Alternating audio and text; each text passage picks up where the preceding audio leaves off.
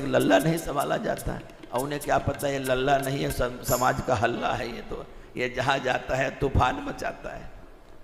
अब ऊपर वो हैं, नीचे गौ माता ऊपर ले जाती हैं, तो ऐसे कौशल्यादि रानियाँ और नीचे झुला रही हैं।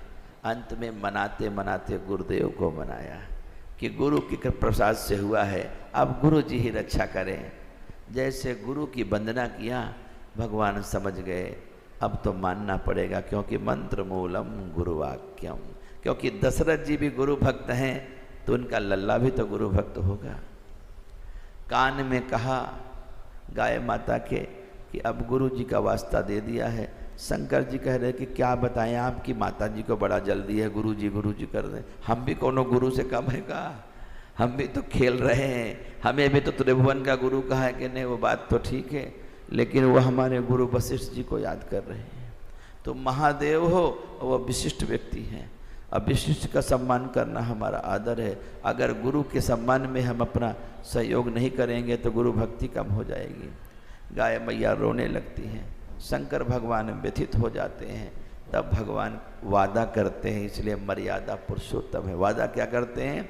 माता, हे पृथ्वी माता, तुमने गाय का भेष बनाया है ना, अगली बार हम तुमको लेकर के चलाए करेंगे, हम गाय चराएंगे और हमारा एक नाम भी गोपाल हो जाएगा, हम आप ही के साथ रहेंगे।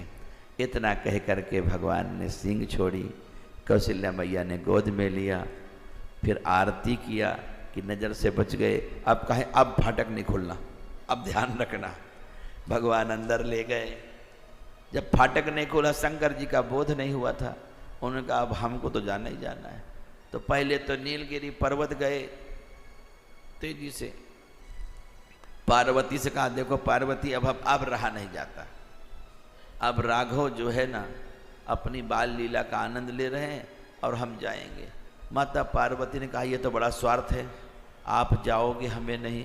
कहा देखो तुमको हम दिव्य दृष्टि दे रहे हैं। कहा वो तो आपके पास भी, आप भी यहीं से देख लो लाइव टेलीकास्ट, क्यों जा रहे हो?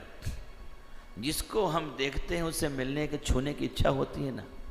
इसलिए हमारे गुरुदेव कहते थे टेलीविजन का सत्संग अशुद्ध सत्संग है, उसमें कोई वाइब्रेशन थोड़ी होते हैं।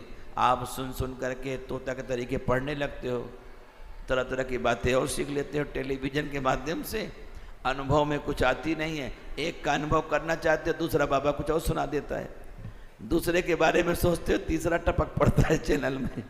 अनेक लोगों के कारण तुम्हारी बुद्धि भ्रांति में है, क्योंकि मत ही एक नहीं है, विचार ही एक नहीं है।